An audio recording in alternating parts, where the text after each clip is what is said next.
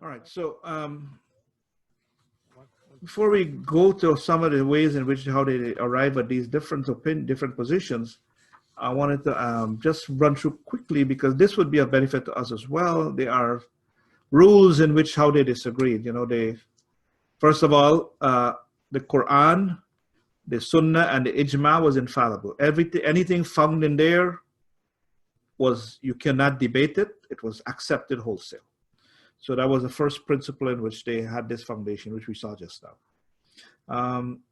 And then they didn't have any difference in the laws from the Quran that was laid out, no difference in established matters of the Sharia. They didn't have any difference in that. And the differences that they had, they looked at it as a mercy from Allah. In fact, you cannot have a universal faith unless you have many different ways of doing things. So they saw in that it is part of our faith. If we're going to have a universal faith for all times and for all historical era, you're going to have a way of being able to make this as expansive as possible. And so you're going to have differences. So they did not see one being different from the other as they're having a war. You know, so they looked at it as this is one of the mercy of Allah subhanahu wa ta'ala. They allow us to have the human mind interpret the divine revelation and find solutions for the day. They had the niyyah that, you know, we are obligated to seek the truth on any matter. So it was done with not maliciousness or just trying to get some money or dupe people. And that the idea is that if I have an opinion, I should not impose that on everyone else. That I should also allow others to bring to the floor their particular point of view as well. And so they allowed others to engage. And so it was done with an atmosphere. So I give you the example when I said I met Imam Malik. Imam Malik met with Abu Hanifa. And Imam Malik one of the things he was very upset about was when people ask him questions about hypothetical situations. So he said, Imam, if so-and-so should happen, Imam Malik would get upset. He said, look, we are so busy dealing with what is happening. I don't have time to discuss with you if something is going to happen. Don't bring no hypothetical to me. I don't have the time for it. And he would dismiss somebody if they ask questions like that. Abu Hanifa allowed hypothetical to the extent that he had over 60,000 hypothetical issues that was brought to him that he gave answers. So when they met, one of the first things that Imam Malik questioned Abu Hanifa said, hey, how come you're allowing hypothetical questions and spending your time doing that? And so Abu Hanifa says, look, you live in Mecca. I live in Iraq. You know, in my country, I am dealing with so many issues which you don't have the luxury to deal with because you're living in Medina, you're basically living in a bubble. Everybody knows the deen there and so on. Here in Iraq, we have the Greeks, we have so many people. We have lots going on. We have battles going on. One day hypothetical ask was that disappeared, and then I waited for him, and then he's not coming back, and then I decide to get married again, and then he shows up. What do I do? So Abu Hanifa said, look, this is a real thing. It might look hypothetical now, but we have soldiers going out to battle and they're not returning. Their wives get married, and then they show up long after on the scene. I have to be able to have an answer ready for that, and can't wait until they show up to then make ruling on it.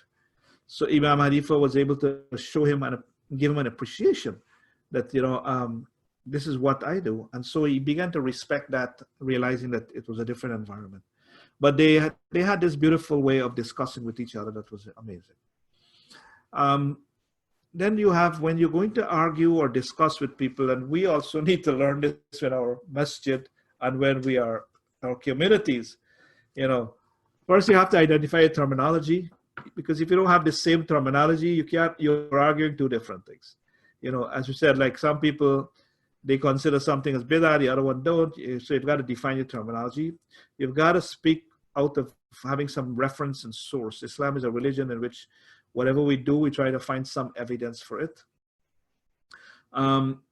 Very important when you're arguing, you're not arguing with someone, or you're discussing, or you're having disagreements with somebody, you don't judge their hearts or judge their, you know, try to figure out what intention they have. You judge their statements. What they say is what you take. You don't try to figure out why did he say that? What the agenda? And trying to figure out what is in the heart. We accept the statements and we argue on that basis. And before you start a discussion that you're disagreeing, you should find common ground first. What is it that we can agree on? So you have a nice basis to begin your discussion. A lot of times in the message, somebody goes, hey, blah, blah, blah. They're always anti the executive or whatever it is. You could begin by reminding them of some of the things.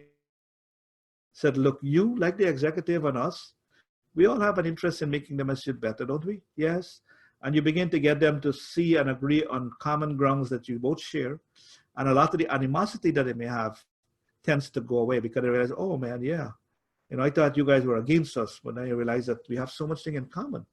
And this one issue that we disagree, well, they will be able to discuss it in a better way. Whenever you are arguing with anyone, you've got to allow that there's a possibility that your argument may be wrong.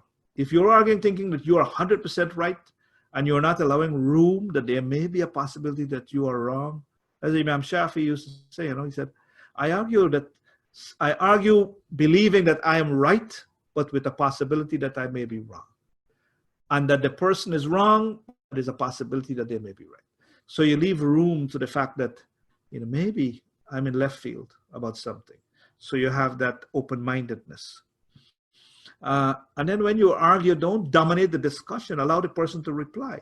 You ask a question, you pose something, give them a chance to respond to your argument, to your statements. You just keep talking all the time and trying to think you can force your opinion down on them. You have to have a back and forth.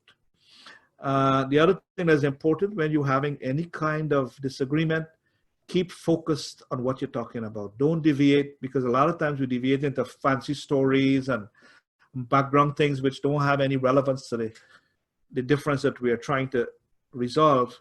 We've got to keep the discussion on point. Like, for example, sometimes you discuss with non-Muslims, Christian missionaries or whoever it is, and you will notice something, you ask them a question and then they go off track trying to dodge the question and carry the discussion or attack you back with something.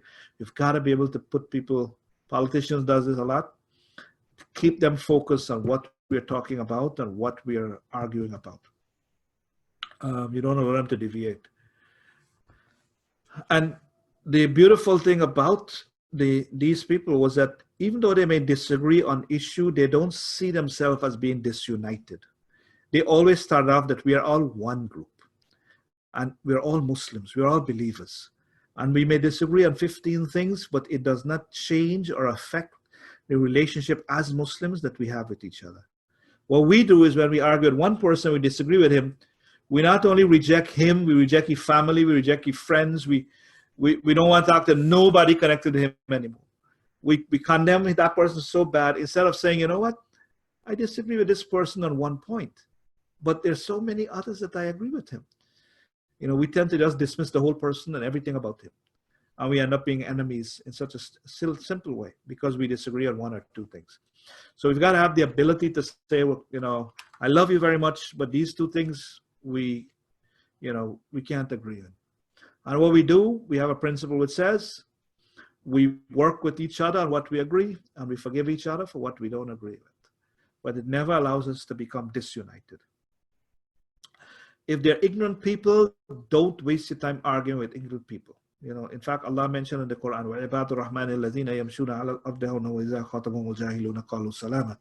that the servants of the Rahman, when they walk on the earth, they are very humble.